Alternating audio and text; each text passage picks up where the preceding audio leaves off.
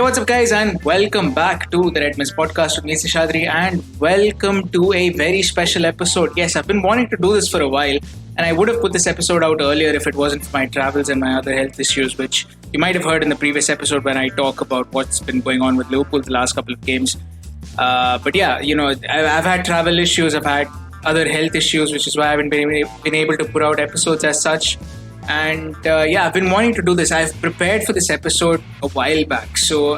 By a while back, I mean about a week back. So, I've been looking forward to doing this episode and recording this episode. There's going to be some controversy at the end of it. I am very, very sure. But, that's what this is all about.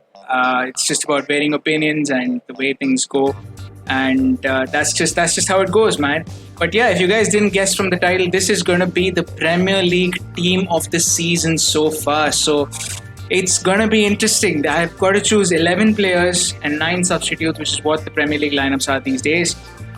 Got to choose 20 players in total, 2 goalkeepers, 18 outfield players, and I've got to choose the best 20 players in the Premier League this season. So yeah, this is going to be a task and a half, I can't lie. There's been some very, very impressive performances across the board, across the table, and it's gonna be a hard task. So first of all, the way I'm gonna do this is I'm gonna do the goalkeepers first, then we're gonna go on to the positions, to each of the positions, and I'm gonna discuss people that I think deserve to be in the conversation. Some of them will get into the team, some of them won't. So eventually, we'll find out what that is. I'll reveal obviously the big team of the season at the end. So do stick around for that. But it is going to be an interesting discussion to take place. So, team of the season at the halfway point, more or less. Let's go. Let's get right to it. So, we're going to start with the goalkeepers, obviously. Now, typically, obviously, your Alissons, Edisons, they're going to be the ones dominating the clean sheets and stuff. But the way I've looked at it is, which goalkeepers contributed the most to their team being where they are. And for me, there's 2 ways of looking at it. If you're looking at top keepers like Alisson and Edison, they're very, very key to the title charge. At the same time, you look at sort of the mid-table and the teams lower down. I think personally, that's where you're going to find the best keepers. I think relative to what we expected out of them versus where they're performing. And that's going to be a general theme throughout this selection, what we expect out of that player, what we expect out of the team that he plays for, and where they are right now in the table is going to play a huge part.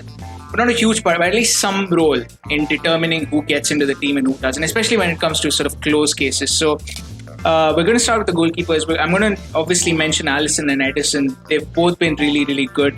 Alisson missed a little bit of time during which Kelleher filled in for Liverpool, but generally he's been sort of our number one keeper. He's been there in goal all throughout the season. Really reliable as per usual. Edison as well for Manchester City, he's been having a good season. The last 10 games or so especially, I think he's had clean sheet after clean sheet. So I think there was a brief period when Zach Steffen was in goal for City as well, just like Kelleher for Liverpool. So there's a brief period when he did miss a couple of games, but generally speaking, Edison's been extremely reliable as per usual. Very hard to choose between the 2 Brazilians, but I'm not gonna leave that decision right now. I'm gonna go on to some of the other keepers who I think should get a mention. For me, Karl Darlow from Newcastle. I think the fact that he's upstaged Martin Dubravka, whom, for anyone who follows Newcastle football, including myself, Dubravka was the keeper, the man till last season. And I think for Darlow to have done what he's done this season, to have upstaged Dubravka when he was injured and then not let him back in the team, to have performed so well that he's not been able to take his place back, I think that's very, very impressive. Obviously, it's the hard life of a goalkeeper. You're waiting for an opportunity, and then when you do get it, you got to go grab it with both hands. And that's what Darlow's done. And speaking of someone else who's also grabbed an opportunity with both hands, Emiliano Martinez. I mean, this man, when he left Arsenal to Aston Villa, he said it was a step up in his career. He obviously meant in terms of, the fact that he gets to play more first-team football. But he's just been absolutely insane. Aston Villa are where they are in the table, in a large part thanks to what he's done for the club. And he's obviously had save after save. I think he had a couple of very impressive penalty saves as well early on in the season. And there was even talk of Aston Villa being title contenders. Obviously, they've slipped a lot. Now they do have a few games in hand over some of the teams above them.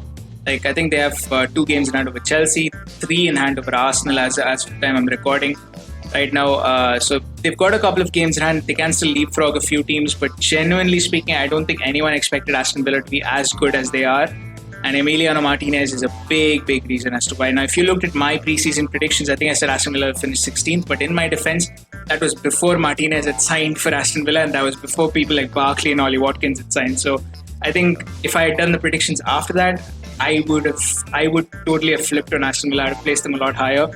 But that's just the way things go. I'll react to my predictions, maybe in some other in the future as well. But maybe towards the end of the season, I think that's maybe an idea that I can look at. But right now, Emiliano Martinez, coming back to the topic, he's just been really good for Aston Villa, and he's a large reason why they are where they are. And there's just no denying how good he's been. And apart from him, honorable mentions: Nick Pope, Kasper Schmeichel, Ilan Meslier, and even David De Gea. Compared to last season, he's been better this season. I'm not saying this is prime De Gea, who used to win Man United points on his own, but he's definitely stepped his game up. Whether that's because Dean Henderson's also in the team, and Henderson's proven himself to be a number one shot stopper at Sheffield last year, I don't know. But De Gea stepped up a little bit, so I'm going to include him in the honourable mentions. I think he's got a good case for sort of he's done well, and he's there as the honourable mention. Nick Pope, man turns into Lev Yashin every time he plays a top 6 team. So yeah, he's definitely got the talent. I think consistency is a little bit of an issue for Burnley in general, and for Nick Pope as well. I think if he improves that, I think he can definitely give Jordan Pickford a run for his money when it comes to the England number 1 shirt. But right now, Burnley obviously 15th in the table, could go up a couple of places, but definitely I definitely feel like Nick Pope has done well for himself as an individual. As a team, maybe Burnley need to do a lot better, but as an individual, I think Nick Pope has done really well. Kasper Schmeichel, Leicester's title charge, he's there, he's right there. I think he's just having a stock standard season. I think it's just a typical Kasper Schmeichel season. I don't think he's doing anything out of the ordinary. But at the same time, it is a good season, so it does need to be mentioned as an honourable mention. Really. Ilan Meslier stepping up from the Championship to the Premier League is a big step up for anyone, but especially for someone who is an under-21 keeper pretty much. And I think he's obviously got a bright future in the game. I think he's a very good keeper, talented keeper. He's a little bit short, and his decision-making can sometimes be a little questionable. But generally, he's proven himself to be a Premier League quality keeper, and I think he'll only get better as time goes on. And France also, as they've got a gem on their hands, in my opinion, with Ilan Meslier. So I think personally, brilliant player. Do I think he makes it into my starting 11? Definitely not. I did consider him for the bench, but I think there are better options as well, which is why he gets into my honourable mention. So those are my goalkeeper nominees. Moving on now. Let's just quickly go through the nominees. I don't want this to be such a long episode, so let's just quickly go through the nominees. Centre-backs.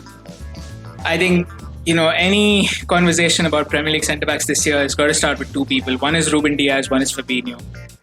For 2 very, very different reasons. Ruben Dias is to Manchester City what Virgil van Dijk is to Liverpool. I think we all said this about Laporte and the way he played, but I think the true sort of hero this season in Manchester City's defence has been Ruben Dias. It took a little bit of time to adapt. Maybe 3 or 4 games, you were thinking, okay, can he really, make that step up from Benfica to Manchester City to playing in a title contender? But his quality was never in doubt. This guy is a Portugal international, played absolutely brilliantly, and he's anchored that Man City defense. They've conceded the last 11 games. I think they've conceded 1 goal, which was that goal to Callum Hudson-Odoi against Chelsea. So brilliant performance so far this season. I think he's been the standout centre-back this season. If Manchester City do go on to win the title, honestly, I know the attacking players are going to take the limelight, but I think Ruben Dias deserves a Player of the Year nomination, at least, if not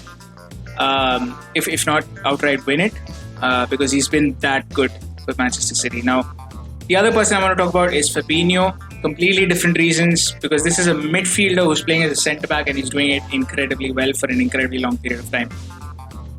I think the injury crisis to Liverpool obviously has highlighted a lot of problems with the club, with the way our squad's built, but I think one of the positives that has come out of it is the fact that Fabinho is unbelievable at centre back. For a guy whose natural position is not centre back, who's not played very much over there, this man is absolutely bossing it.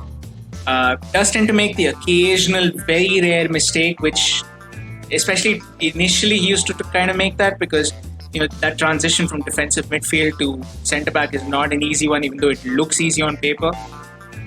Jordan Henderson's finding that out right now. But he's made that transition and he's just done unbelievably well. We miss him in midfield. There's no question about it. Liverpool absolutely miss this guy in midfield.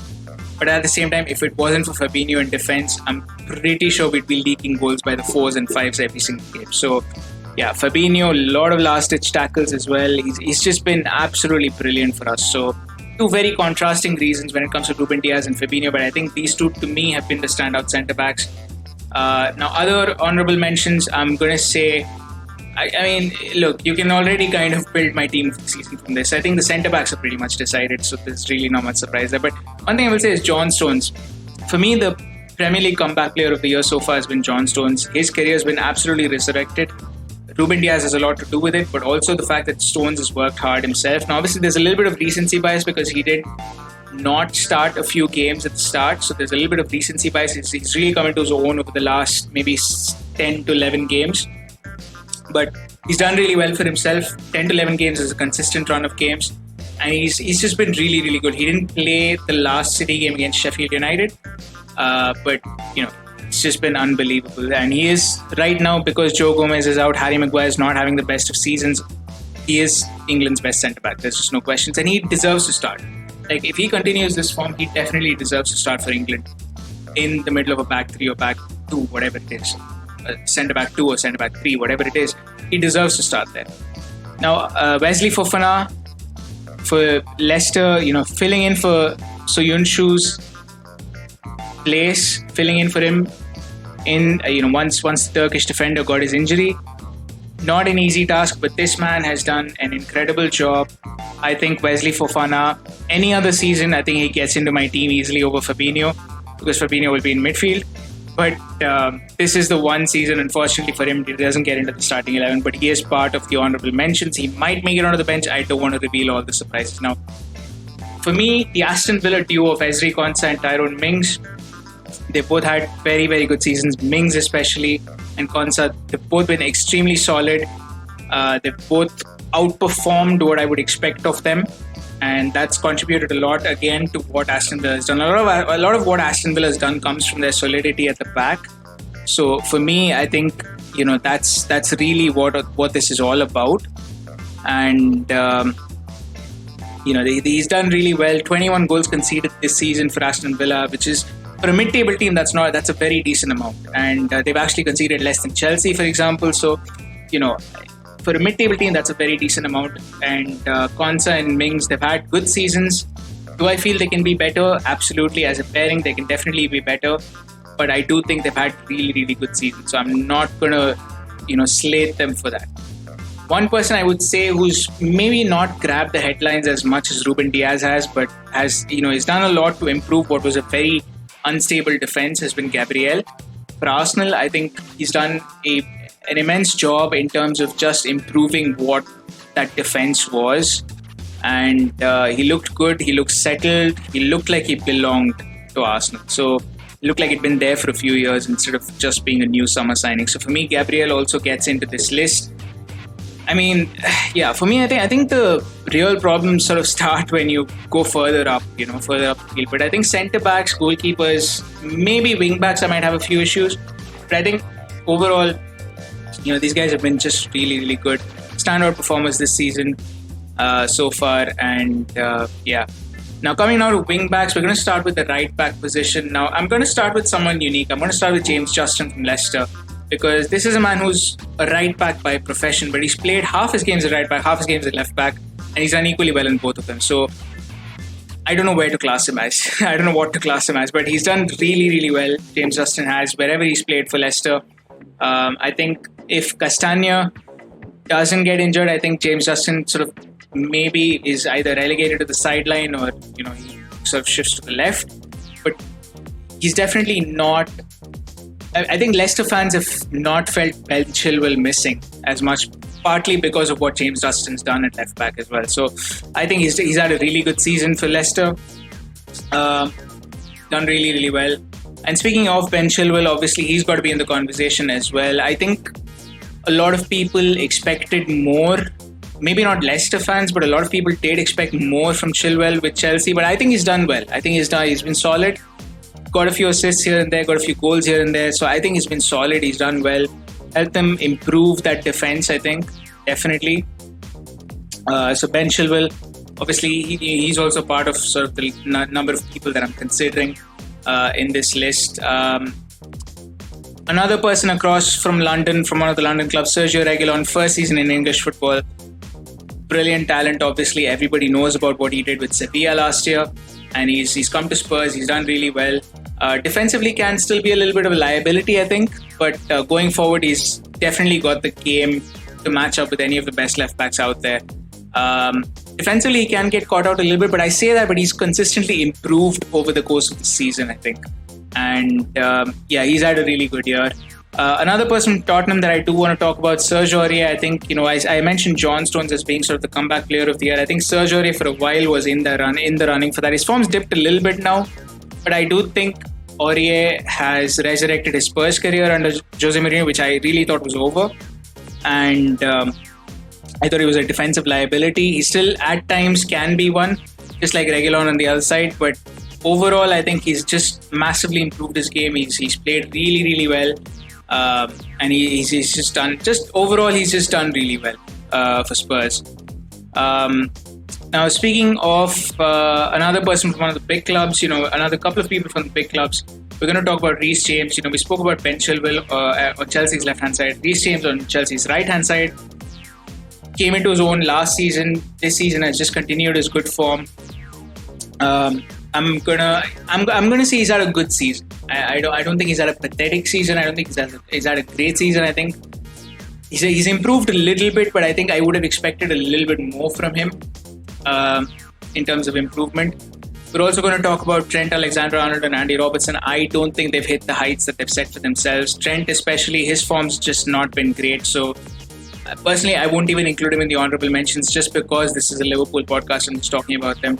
Andy Robertson, I might include him in the honourable mentions, but I think even at left back, I think just the talent pool that's there, the performances that they've put in, I think that there's a lot of left backs who have done better for what the club they're playing in, for the facilities they have, for the team that they play in. I think they've done better than what Andy Robertson has done.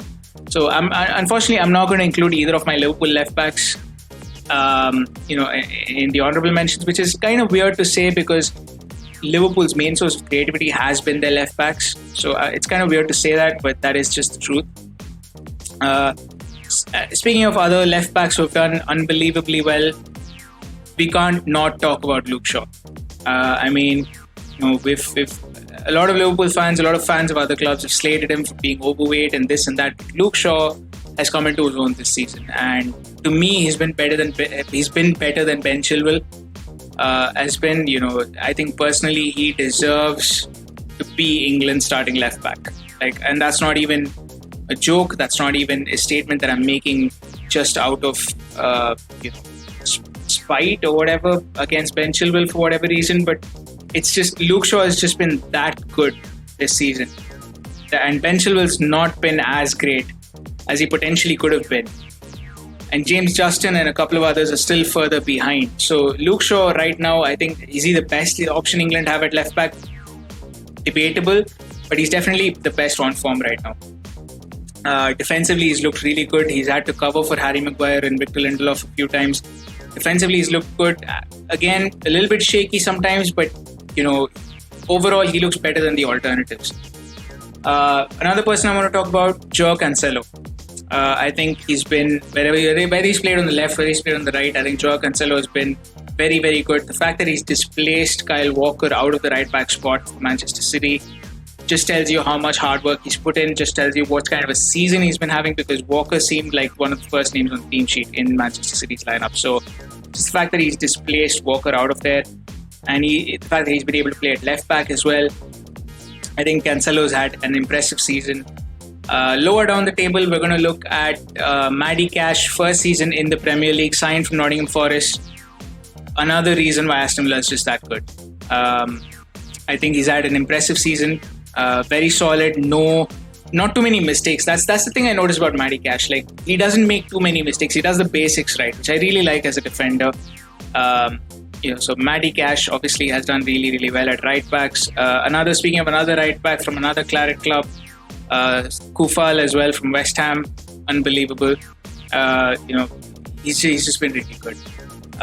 Anybody who's watched West Ham this season just knows how good Kufal has been, and Sofian Kufal, I think his name is.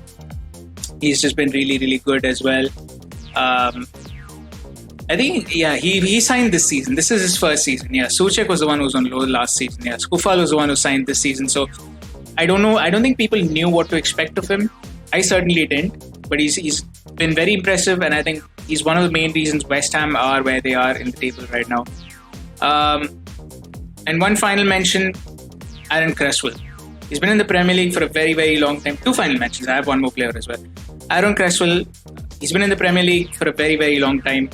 But, I think this season was not something that, it's propelled him into England conversation. I think that's how good this season has been. And I think any other country, he definitely gets into the starting 11. It's just that England are just so loaded at left back. I just mentioned Chilwell, you've got Luke Shaw, you've got James Justin as well. So when you've got all these players, Cresswell's going to find it really hard. But I think any other time, any other era, I think he definitely gets into an England team. He definitely gets a look in, at least, into the England team. Another person I want to mention, Tyrick Mitchell from Crystal Palace. I thought he's had a really good season. I think he's been solid. He's looked good whenever he's been called upon, and obviously he's not going to be up there. I still feel he can get a lot better as a player, and I think I don't know if a big money move's going to be in his future, but the way he's playing, he's definitely got the potential to improve. He's definitely got what it takes to get to a big club if he continues to improve the way he plays. So Tyrick Mitchell is my final mention at wing back. Obviously, that's a lot of players, but two of them have to make it into the starting 11. We'll see how that goes. Speaking of starting 11, this is the position that is going to give me nightmares, the central midfielders. So for those of you who don't know, I'm going for the 4-3-3 as my formation. So I mean, it's going to be three central midfielders, and I've kind of, I wanted to give the defensive side of things, the defensive side of midfield as well, some props. So one of the spots out of the three is definitely going to go to a defensive midfielder, and I'm going to mention a few of them whom I think have been really, really impressive this season. Now, Yves Bissouma is probably on the first name that you're thinking of, but he plays for Brighton, obviously. Brighton as a team are not doing too well, but Bissouma has been really, really impressive. Obviously, he's been linked to Liverpool, as Wijnaldum's replacement. I think he's done really, really well. Yves Bissouma has for Brighton, and then of course, I think defensively he looks solid. In possession, he looks good. Doesn't try to do too much. Sometimes can get caught, in two minds at times, if that makes sense. But generally, he's a very solid player, and he's someone. If Liverpool do buy him, I wouldn't be opposed to it. I think I would like that. By his Premier League experience, he's done well, and he looks like a solid player in the Premier League. Now, defensive, just sticking to the theme of defensive midfield, I'm also going to go look at Allen from Everton. Obviously, a little bit of an injury hit season for him, so I'm not going to, put him in the starting 11 or something. But definitely, I think, I mentioned it in my preseason predictions that Everton have a midfield. If you're just looking at that midfield, that's a top 6 midfield. James Rodriguez, Allen, Abdoulaye Doucouré, that's top 6 midfield. So Allen, defensively, is tracking back. Very, very impressive. It's just, I think what he and Doucouré do allow James Rodriguez to be James Rodriguez, basically. And I think defensively, his timing in the challenge is really good. Has a little bit of a nasty side to him, which unfortunately came to the fore in the Merseyside derby a few times. But I think personally, Allen's a very good defensive midfielder. When Everton bought him from Napoli, I thought they paid a little bit too much for him. But I think if it wasn't for his injuries, I think his ability showed what he is capable of and how important he could be to any team that wants to play this way. Another person that I think was one of the signings of the season, Pierre-Emile Højbjerg. Højbjerg, however you want to pronounce his name, but Tottenham have a proper destroyer with him. And the weird thing is, I didn't quite notice Højbjerg beat. I'm going to call him Højbjerg, by the way. I didn't quite notice Højbjerg beat this guy at Southampton. Like, we knew he was dirty. We knew he could, and by dirty, I don't mean like a bad player who wants to go out and injure people. By dirty, I mean someone who's willing to do the dirty work.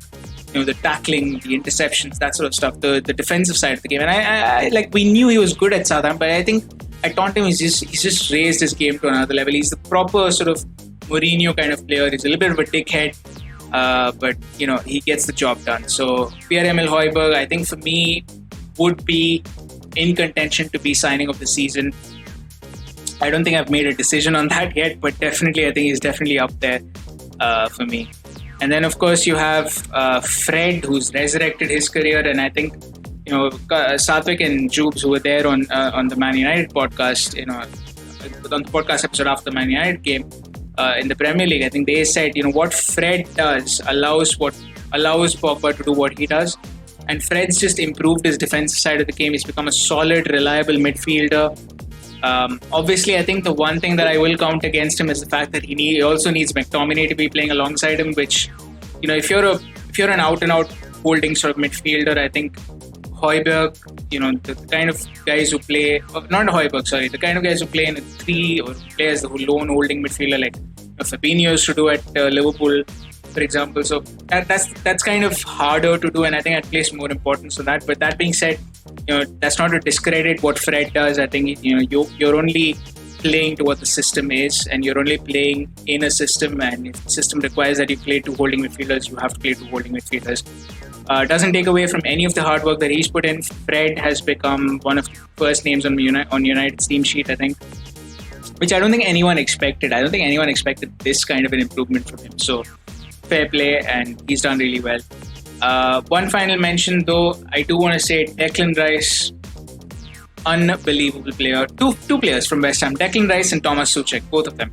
Souček's maybe a little less defensive, and Declan Rice has improved his offensive side of the game as well. So it's really hard to say which one's really the holding midfielder, but I want to give props to Declan Rice. I'll be honest about it. I thought Declan Rice was overrated. I thought, he's the kind of player who is English, so he gets a lot of hype. And I thought he was overrated. I knew he was good defensively, but I think his offensive side was overrated. This season, he's just shown that he can play in that defensive midfield role, and he can also dictate the game quite well. So I think Declan Rice, major reason why West Ham's doing unbelievably well this season. So, yeah. And Thomas Souček, man, how a guy gets so many goals from defensive midfield, I will never know. But he just somehow does it, and he's done really, really well. So fair play. So Bissouma, Allen, Højbjerg, Fred, Declan Rice, Souček, they're all in the running for that one defensive midfield spot. It's going to be a hard choice. I can't even lie. But we'll get to the playing 11, and then we'll see how we go. And I'll explain why I chose who I chose. Speaking of the other sort of central midfielders, I'm looking for more passing and assists and things like that. And there's just 2 people to start with: Bruno Fernandes and Kevin De Bruyne. I think if you were waiting for suspense on if these 2 were going to start, I think you need to reevaluate your footballing knowledge, because these 2 are definitely going to be in the team of the season so far. I mean, Bruno Fernandes, call him what you want, penalty merchant, this, that, but he's definitely changed Manchester United. The way they play, the dynamism in that team is on another level ever since he came in last January. And sometimes, Carragher was right. Sometimes all it takes is just that one player to light a spark in the team and to get everybody else going. He's got Pogba going. He's got Rashford going. I think he's just done unbelievably well. Bruno Fernandes, for me, so far, he's been the player of the season. So it's not even a question that he gets into the team of the season for me. Kevin De Bruyne, I think he leads in assists, so he's second behind Harry Kane, one of the 2. And yeah, I mean, that just says he's Kevin De Bruyne. He's class. He's the reigning PFA Player of the Year, if I'm not wrong. So yeah, he's just continuing his good form. I think personally he's been let down. In fact, I think personally he's been let down a few times by his City teammates this year, because otherwise I think he would have had more assists. than he does right now, which is an insane thing to say because he already has an insane number of assists. I think it was already in double figures. I think it was like 10 or 12 or whatever it was before the Sheffield United game. So it's already insane to think that he could be having a much better season than he is right now. But other players I want to mention, honourable mentions, Tanguy Ndombele at Tottenham, Phil Foden at Manchester City. Both of these guys have broken through this season in a way. Phil Foden, obviously we knew what his talent was, the Under-17 World Cup in India, we saw it then, seen it in flashes, but David Silva's being there has always sort of kept him on the sidelines. But now that David Silva's gone, Foden's kind of burst through, and he's especially in recent games, he's done really well. But generally, as a whole, this season he's done quite well. Tanguy Ndombele, I think last season people had written him off, but he's worked his ass off, gotten into the team with Jose Mourinho in there, and now Tottenham without Ndombele look blunt. Ndombele, his skill on the ball is unbelievable. He works harder defensively now than he maybe used to last year, which is why he's in the team. But just his skill on the ball, his vision for a pass, his control, his physicality, I think he's just the complete midfield package. And he can score the occasional screamer as well, so watch out for that. But Tanguy Ndombele and Phil Foden, they've both broken through this season and definitely deserve a mention. James Ward-Prowse, I think he's been unbelievable for Southampton. And I've just realized I've said unbelievable for a lot of players, but that's just how this season is. There's been a lot of good players. He's been really, really good for Southampton. He's been rewarded with England caps as well. So, this guy is creative. He's obviously a freak specialist. I know a lot of people have said, he's probably better than Beckham, but I would probably I'd probably just pump the brakes on that. He's good, but, he's really good, in fact. But I think Beckham comparisons are a little too soon right now. I think maybe if he does it on a consistent basis for maybe a few more years, at this level, the way he's playing this season, I think then the Beckham comparisons can be made free kicks. But generally speaking, from the centre of the park, he's run the game well for Southampton. And I think he's easily been one of the Saints' most impressive players, if not the most impressive. Maybe Danny Ings and Che Adams can have a little bit of the limelight as well, but generally speaking, he's just been unbelievably good. Another person I want to mention, James Maddison for Leicester, obviously leading them in their, top 4 title charge. I don't know what the season's going to mean for Leicester, to be honest with you. I don't think they have enough for a title charge, but I do think they have enough for a top 4 charge, and I think James Maddison definitely, one of the more impressive players. I think the one thing I'll hold against Maddison is the fact that he hasn't started games at the initial part of the season, at the initial stages of the season. That's probably something I'm going to hold against him because all the other players on this list have been regular starters, which I know is kind of weird. I shouldn't be doing that, but at the same time, it's hard not to. And then, of course, you have James Rodriguez at Everton. Started off really well, got injured, so again, that counts against him. But people wondered if he could do it in England, if he could do it in, on a cold night in Everton, in Liverpool. But there you go. He's proven that he can. Wingers, I think surprisingly, this was a little bit easier than I thought. I thought, wingers might be the hardest part, but there's a lot of impressive wingers, but I think there's a few that definitely stand out. So I'm going to start with the honourable mentions again. I'm going to start with Harvey Barnes from Leicester. Very under the radar kind of guy. I think the reason I've included him in this is because he's outperformed what I would expect for Harvey Barnes, and he's been rewarded again with England call-ups. So he's got a bright future in the game, and I think he's playing really well. If he continues this, obviously he's going to be in the Leicester team for years to come, and maybe even earn a move to a bigger club. But Harvey Barnes is definitely one person I want to talk about. Rafinha at Leeds has done really well. First season in the Premier League, he's done really well. He's been key to how Leeds play. Pedro Neto has been really good for Wolves. And one person that I do like, and this is going to come as a little bit of a surprise, Ademola Lookman. He looks like a baller. Like he just looks like a baller. He plays like a baller. He knows what he's doing in that Fulham team. Has a little bit of a bad luck with penalties, but generally speaking, he's been a really good player. Now, Another person that I think has matched expectation. I wouldn't say he's exceeded expectation, which is why I'm not putting him higher up in the list, is Marcus Rashford. I think he's obviously what he's done off the field for kids is unbelievable. But on the field, I think as a footballer, he started off the season a little bit sluggish, and he's generally looked good. But I would never say he's at any stage of this season looked unbelievably exceptional. That he deserves a mention above any of the other players. So Marcus Rashford, I'm including him in the honorable mentions, but I think he could be a lot better. Now, wingers, let's talk the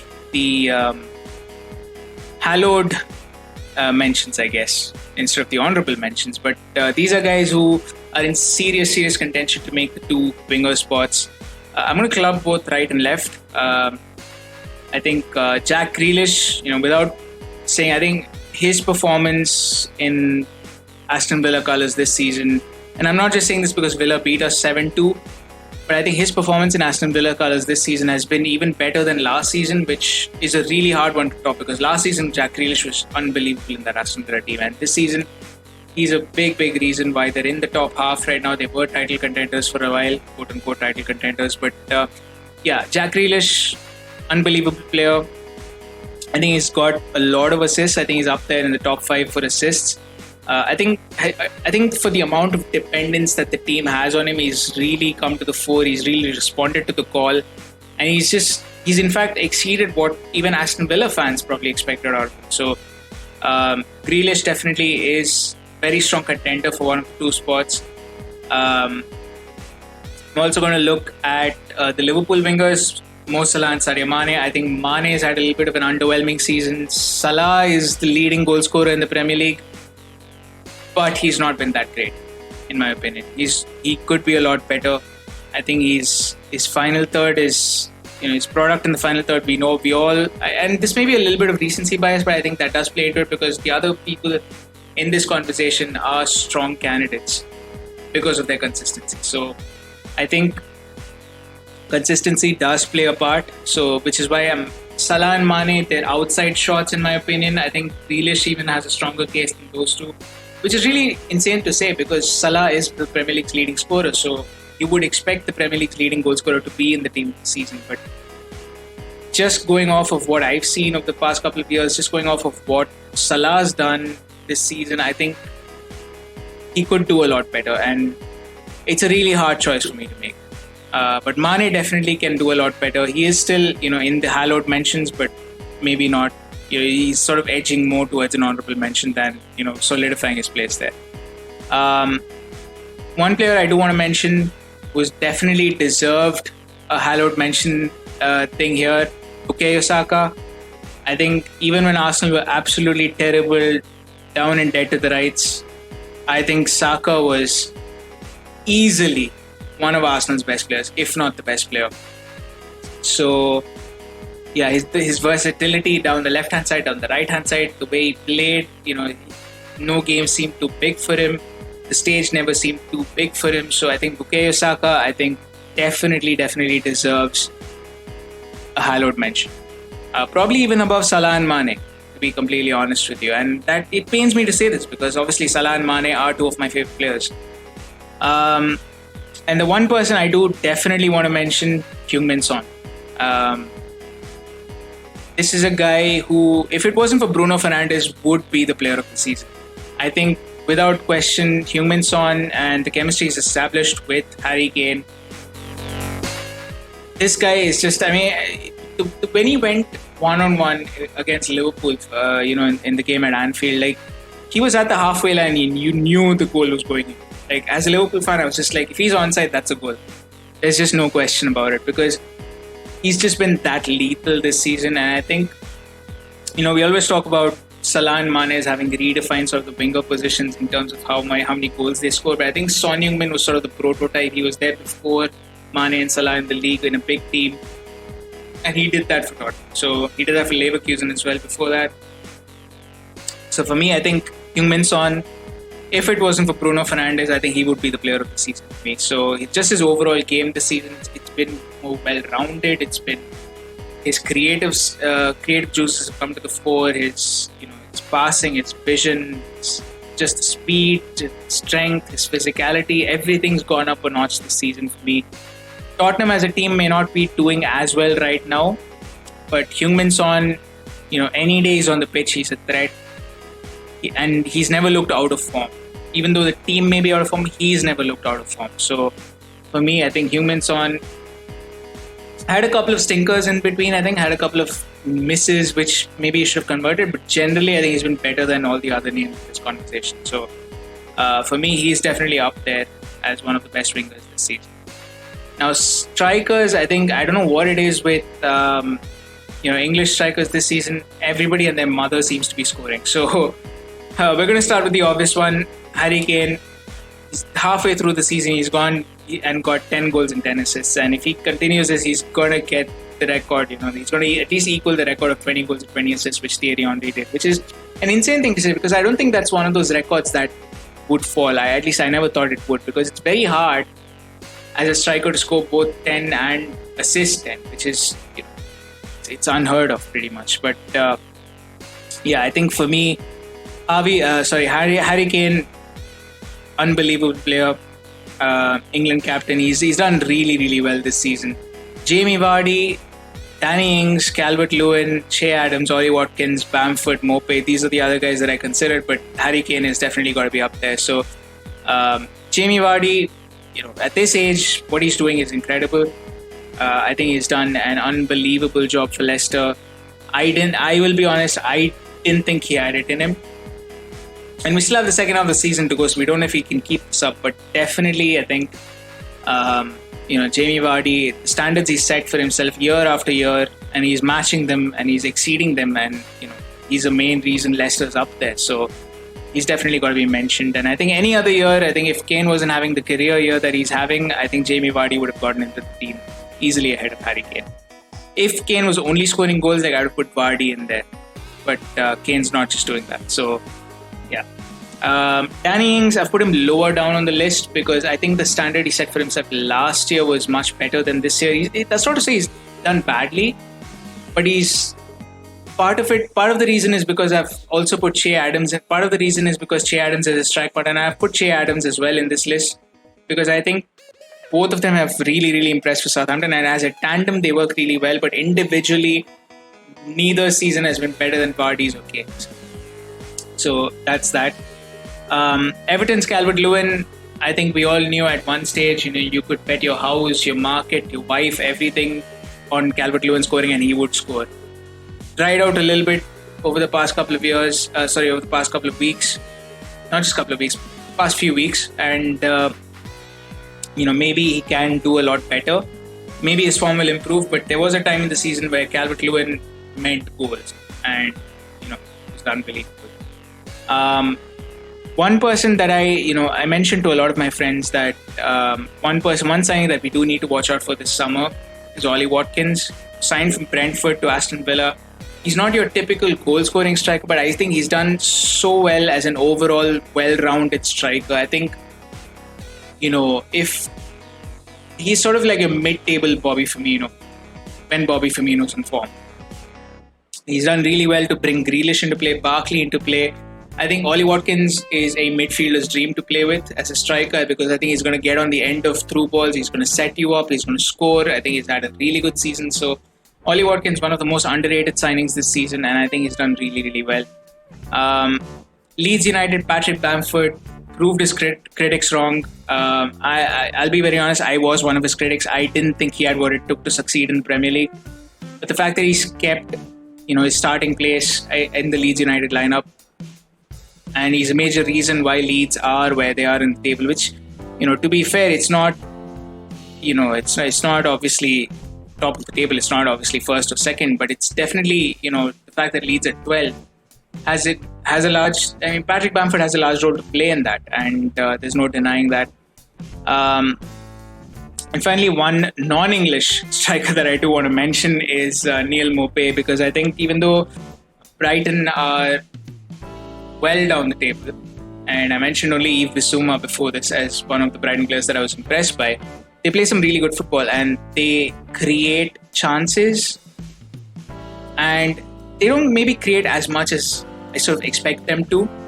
But when they do create and when they do get shots off, Neil Maupay converts an unbelievably high amount of them. So for me, he's definitely one of the most clinical strikers this season, and that sort of puts him in the honourable mention category. So I definitely have to give props to Neil Maupay, Patrick Bamford, Ollie Watkins. Obviously, these guys, Che Adams, Danny Ings, these guys are in the honourable mentions category, as is Calvert-Lewin. So it's pretty much down to Kane and Vardy, and I think you guys know where I stand when it comes to selecting this team. So I think based off of what I've said, you can kind of generally have an idea of where my team is going.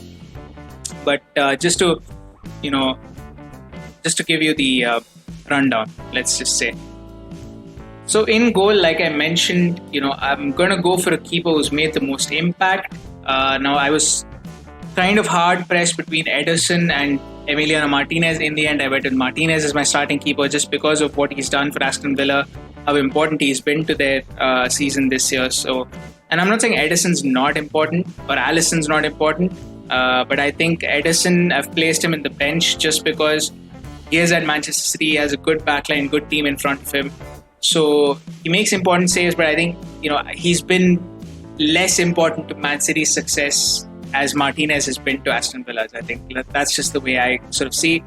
And I've put Ederson over Alisson because Manchester City is just in a higher position right now. They've been on a really good run of form as well. So I think overall, Alisson, he's done really well, but he's just really unlucky to miss out on this, in my opinion. But I think I've gone with Emiliano Martinez in goal and Ederson on the bench as well. At right back, I've gone with Joao Cancelo because I said this guy has displaced Kyle Walker as Manchester City starting right back. He is starting right back for the Premier League leaders, and I think he's been defensively impressive, he's been offensively impressive, contributes a lot going forward, even though it may not show up on the assist chart. But he does do a lot for Manchester City's play going forward, and he's capable of playing both on the right and the left. So I think definitely Joao Cancelo, he's going to be my starting right back. And centre backs, again, it's pretty obvious from what I said when I was discussing them. Fabinho and Diaz, contrasting reasons, but I think there's no arguing that these two have been the best centre backs in the league. At left back, I've gone with Luke Shaw over any of the others because I do think he is England's best left back right now. There's just no question. The amount of improvement he's shown in his game, I don't want to spend too much time talking about how good a Man United player has been, but he's just been really, really that good. So Luke Shaw is my left back, Ruben Diaz and Fabinho at centre back, Cancelo at right back, Martinez in goal behind them. In midfield, I've gone for defensive midfield. I've gone for Declan Rice. I think because of where West Ham are in the table, how key he's been to how good they've played, and the fact that he's improved as a player. I think offensively, and I keep stressing on this because defensively we all knew what Declan Rice was last year and even the year before that, but the aspects of his game that he's added, the passing, the recycling of possession, the switch of play, I think this season they've all come to the fore, and they've all been, now that he's had better players around him, I think it's showing, the quality is really showing. So for me, Declan Rice goes out on the bench, goes out in the starting 11 as my defensive midfielder, and in front of him, obviously, we've got Bruno Fernandes and Kevin De Bruyne. Not even good. If you question my choices on those two, I'm not even going to entertain. Yeah, like you can just say bye-bye to this podcast because, yeah, you need to reevaluate your football knowledge. Now, the winger position is really hard, like I said, because Mo Salah is the leading goal scorer, but at the same time, his overall game has not been that great. And even his goal scoring, like, I feel like he could have got a lot more. And I feel like he could have done a lot more in an offensive sense. I think there are times when, as a Liverpool fan, I've just been very frustrated with him. Whereas I look at someone like Jack Grealish and I look at someone like Son Heung-min, their games are so smooth and so, it just seems very natural. And it just, whatever they seem to do, it seems very natural. Where Salah seems to be forcing it a little bit this season. So and this is a very nitpicky thing to say, I know. And probably a very controversial thing to say because I am going to leave out the Premier League's leading goal scorer out of the starting 11, which is an insane thing to do. But I think just based off of the season, even last year, and I'm not talking about Mo Salah's 32-goal season. Like, that's not what I'm basing this on because that's an anomaly. But even based off last year and the year before that, just Mo Salah has just not been the same. He's been struggling a little bit. He's looked off color in a lot of games. And compared to Jack Grealish and Son. So for me, Jack Grealish makes it out on the left wing. Son Heung-min makes it out on the right wing, even though technically Son is a left winger. So I just had to put the best player there though. So he can play on the right wing. Son Heung-min can play on the right wing. So yeah, Grealish and Son fill out the wings, and Harry Kane is my starting striker. If you were doubting whether Vardy was going to start, he's not. So yeah, I mean, there's just no question why Harry Kane's in the lineup. I don't think. Bench, I've obviously mentioned Ederson as my keeper. For defense, I've gone James Justin and Wesley Fofana, both Leicester players. I think Justin, just because his versatility and the fact that he's done well in both right back and left back, just like Cancelo has, but I think Cancelo's just been that much better playing for a title contender as well. And he's just been part of a defense that's not conceded many goals. So Cancelo gets a nod ahead of Justin, because I think any other year I'd have gone for James Justin over Cancelo, but I think this year Cancelo's just come into his own.